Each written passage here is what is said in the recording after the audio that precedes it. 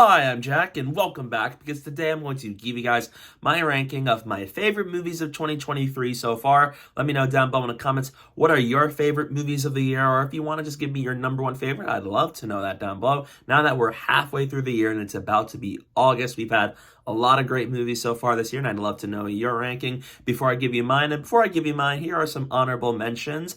Knock at the Cabin, Fast X, the Super Mario Bros. Movie, Indiana Jones and the Dial of Destiny, No Hard Feelings, Transformers: Rise of the Beasts, Joyride, and Scream 6. Those are movies that were pretty close to being on my top 10, but they didn't quite make it, so they got to be in the honorable mention spot. And with that said, let's get started. In 10th place is Evil Dead Rise. The Evil Dead franchise is one of my favorite horror franchises of all time, and Evil Dead Rise is another worthy entry in the series. I love that they introduce themes of motherhood in here with some great lead performances, especially from Alyssa Sutherland as the mother of the kids. And this movie is gory, it's gnarly, it does not hold back, and it is a ruthless movie through and through as we follow this aunt, and she tries to do whatever it takes to survive and protect the kids after the mother has gotten possessed by the Deadites. And from beginning to end, it is a really well shot movie. It's very well directed by Lee Cronin, and it continues to have the things that I love from the Evil Dead movies, where there's a lot of new lore with the Deadites, and so as the blood and how gory it gets, especially in the third act, where it gets more anxiety inducing as it goes on. And I love the opening, and it ends on a bang. Something that does hold this back from being higher is the way the Necronomicon is introduced into the plot in this apartment building. Could have been a lot stronger for how it gets discovered. But all in all, I love Evil Dead Rise. It's everything I love from an Evil Dead movie. It does the horror genre so well, while still packing the scares and the frightening moments I love from a franchise like Evil Dead. Groovy. In 9th place is Creed 3. Watching the Rocky franchise leading up to this movie was awesome, because outside of Rocky 5, every movie in the series is really good. And Creed 3 is no exception, even though it's not quite as good as the first two Creed movies because the score's not as memorable, and I do think the training montages, while good, aren't quite on the level of the other two movies. This is still a really satisfying third entry within the Creed series. Michael B. Jordan is great as Adonis Creed. We see him in this new phase of life where he retired from being a boxer, and now he is just being a husband and a father. And Dame came into his life for the first time since he was a kid, and it causes a lot of changes for him. And the back and forth rivalry between them is so good. There's some really unique boxing utilizations when it comes to using anime-inspired fights, which is really new for the franchise, and I really liked it. And so is the themes of what Adonis Creed is going to do to stop Dame and whatever he's trying to do that could really hurt him and others around him. And from beginning to end, it's exciting, well-paced, has some really strong moments of why I love this franchise. And although story-wise it could have been fleshed out a little bit more, not quite as good as the other two Creed movies, this is still a great entry for the Creed series. In 8th place is Dungeons & Dragons: Honor Among Thieves.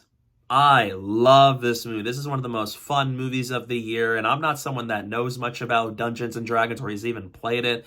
This movie is a great way to be accessible, fun, entertaining, and get you into the world of D&D, with the world building introducing us to all these different species and the world around them.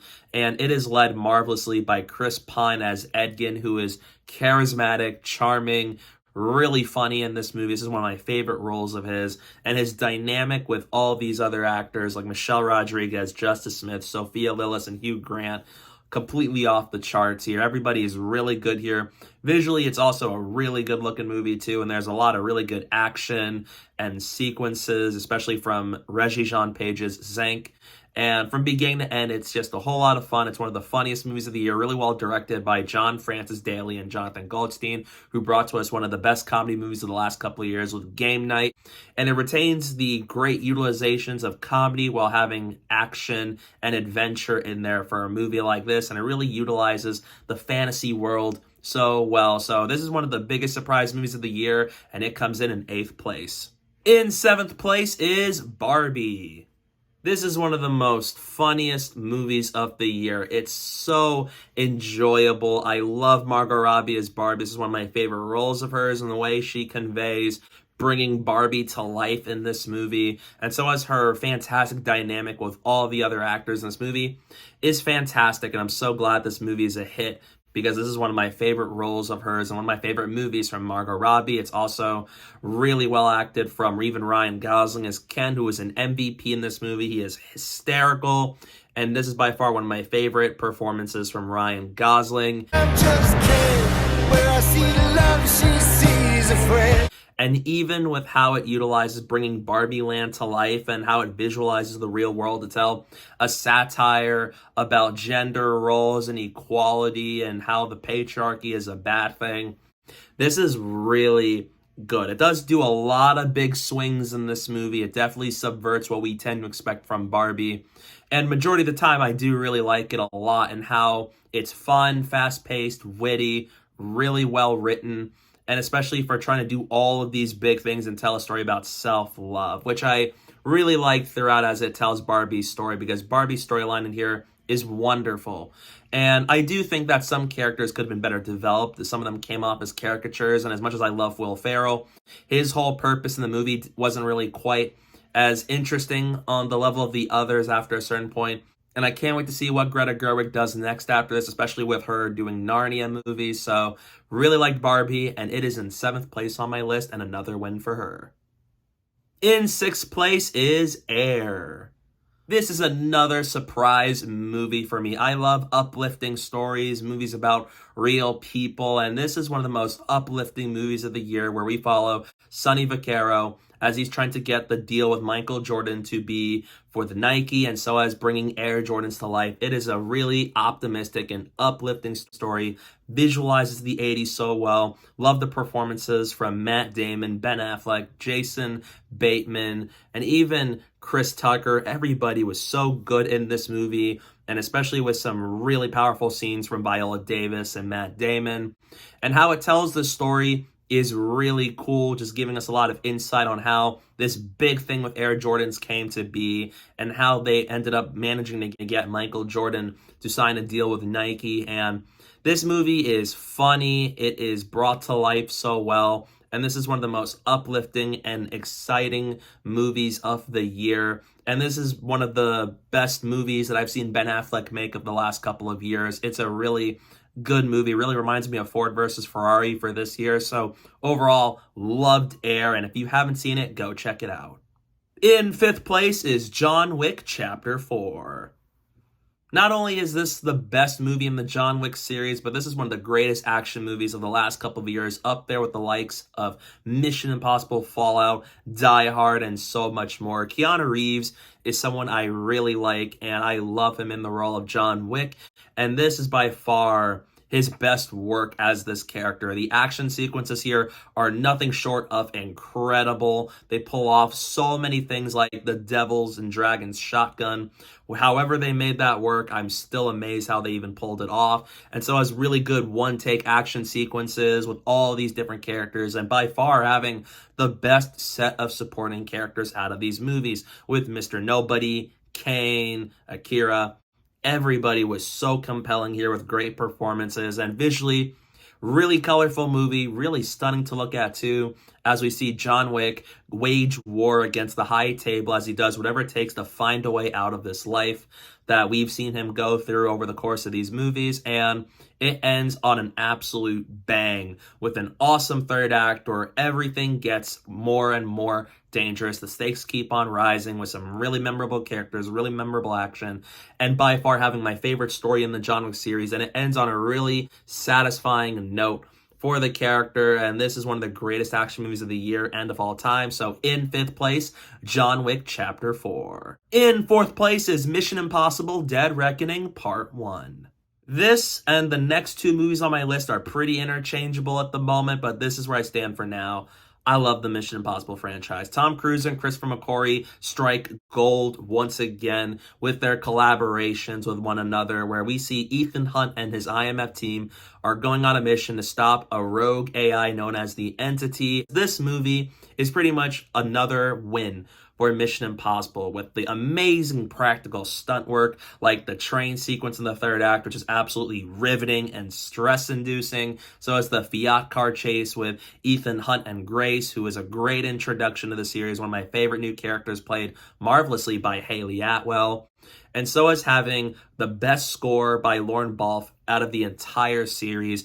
Marvelous actions, and so as having us question with the movies, how do we know, is Ethan Hunt and the crew pulling off this mission correctly? Do we know if it's successful? What's the entity going to do to mess them up?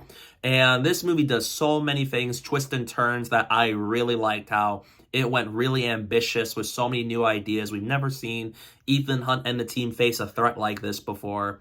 And it is compelling, and I love the return of Eugene Kittredge and the White Widow. How they're incorporated into the story is very good. And even though Fallout is still my favorite movie in the series, I love that this movie brings back the feeling of paranoia and dread from the first movie while having the humorous nature of Ghost Protocol. And so it's a nice combo of the action epic intensity of Fallout, the paranoia of the first, and the humorous nature of Ghost Protocol.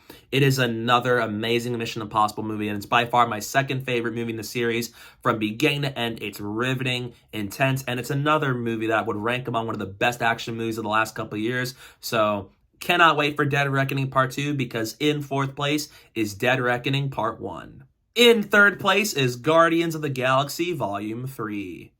I just rewatched this movie right before I made this video, and it is safe to say this is still my favorite movie in the Guardians of the Galaxy trilogy. I absolutely love what James Gunn was able to do to elevate his already great work as a director. I love the story of this one that finally shows us how Rocket came to be, his really dark past with the High Evolutionary, who is a great villain played really well by Chukwudi Iwuji. And visually, it's one of the best looking Marvel movies of all time, especially in the third act of this movie. And this movie really has so much stakes and really deep emotions that rank among some of the most emotional comic book movies I have ever seen, where it gets really funny when it needs to. It never loses the charm of what I love about the characters and the Guardians of the Galaxy movies, but it has a really dark nature to it with how it handles the High Evolutionary and Rocket's origins. That's absolutely devastating to watch. And this story from beginning to end is so engaging with how it brings back all these characters, how it handles Gamora post-Infinity War and Endgame, and seeing the Guardians go on one last adventure with one another where they try to save Rocket's life. And from beginning to end, it gives me everything I want from a Guardians movie. The high stakes, the great performances, the directing from James Gunn that keeps getting better with each new movie that he makes. And this is one of the best movies in the MCU, and one that I love, especially by the time the credits rolled. And it is a fitting last hurrah for this iteration of the Guardians of the Galaxy characters. And I gotta thank it for giving us the No Sleep Till Brooklyn one-take action sequence, which is absolutely amazing. In second place is Spider-Man Across the Spiderverse. Across the Spiderverse had a lot to live up to, being the sequel to Into the Spiderverse, which is one of the greatest comic book movies of all time. And this movie takes a lot of things I love about Into, takes them to another level. The animation here is spectacular. With all the hard work and the dedication the animators put into this movie, it is rewarding, and it is astounding how beautiful this movie looks, with visualizing all these different characters from all these different universes, telling a much bigger, grander story than Into the Spider-Verse, with a lot of focus on Gwen this time around, which I really like, and so is continuing Miles' story, which is also very compelling too. And I love introducing characters like Hobie, McGill O'Hara, the Spot, Jessica Drew. There's a lot of new characters here, and they all have a role to play in the story. And it utilizes the concept of the multiverse so well. This is one of the best uses of multiverse I've ever seen in a movie. There's deep emotion, some stunning animation work, a fantastic soundtrack here, just like how I felt with Guardians of the Galaxy Volume 3. And adding to that too, even though it still has the lighthearted nature of Into the Spider-Verse, I love that it retains that for the first half, and it gets darker and more intense as it went on until it ended on a massively jaw-dropping cliffhanger where it leaves me really excited to see where they're going to go next with Spider-Man Beyond the Spider-Verse. And this is another triumphant win for a Spider-Man movie and for the sequel to Into the Spider-Verse. And although I do prefer Into a little bit more because this one's not quite complete because of where it ends, I love Across the Spider-Verse. It's one of my favorite animated movies of all time. And I love Spider-Man and the story of Miles and Gwen and all these characters that I cannot wait to see what happens next. But coming in at first place is Oppenheimer. Christopher Nolan is my favorite director of all time, and so I had a lot of excitement heading into Oppenheimer, and it is safe to say that he delivers another phenomenal movie, and this is one of his best works ever. This movie has me feeling so many things, from intensity, sheer anxiety with the creation of J. Robert Oppenheimer and the Manhattan Project scientists building the bomb. And so as the race against time of them having to build it during the events of World War II. And so as a lot of the stuff and controversies that J. Robert Oppenheimer dealt with being a womanizer, with any potential ties to the Communist Party, and so as building the bomb that ends up being dropped on Hiroshima and Nagasaki. And this movie is riveting through and through. Everybody in this movie is phenomenal. This is one of the best acted Nolan movies, with a career-turn performance from Cillian Murphy as J. Robert Oppenheimer, and so as Robert Downey Jr., proving once again why he is a phenomenal talent as Louis Strauss, and so as Emily Blunt, Florence Pugh, Josh Hartnett, Alden Ehrenreich, Gary Oldman, Kenneth Branagh, and so many more. Everybody delivered their A game in this movie. The practical effects in this one are simply outstanding for how they pulled off a lot of these sequences. And this is another top tier score from Ludwig Göransson, who worked with him on Tenet, which was another fantastic score, who also did the Black Panther movies, and so has the first 2 seasons of The Mandalorian.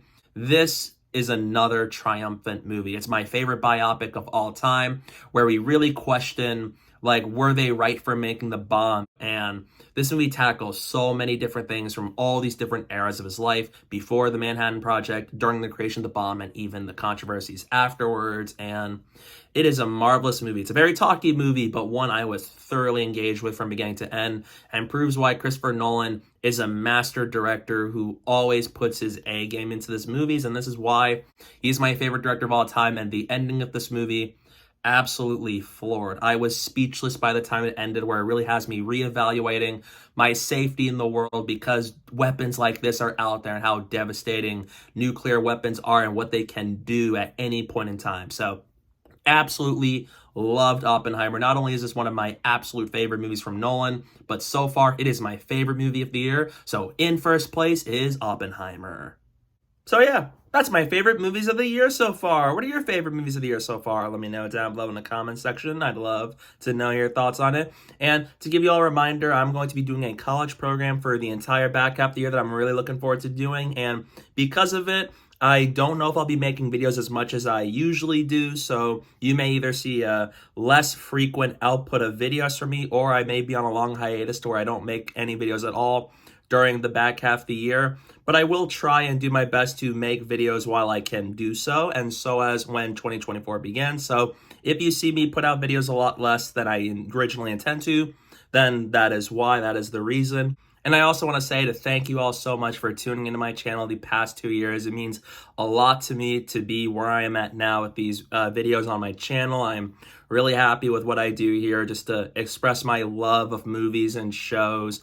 And so as to reach past 600 subs and 230,000 total views is simply astonishing. And I want to thank you all so much for watching my channel and watching me express my thoughts on all of these things. So thank you all so much for tuning in. I hope you will continue to tune in as we go into the rest of the year and even beyond 2023. So thank you all so much for watching, and I hope you guys will stick around. And don't forget to follow me on social media. My username is down below at the bottom of the screen and at the description below. So please go down while you're at it. And thank you guys so much for watching. Don't forget to hit that like button and the subscribe button. Stay tuned for more, and have a great rest of your year.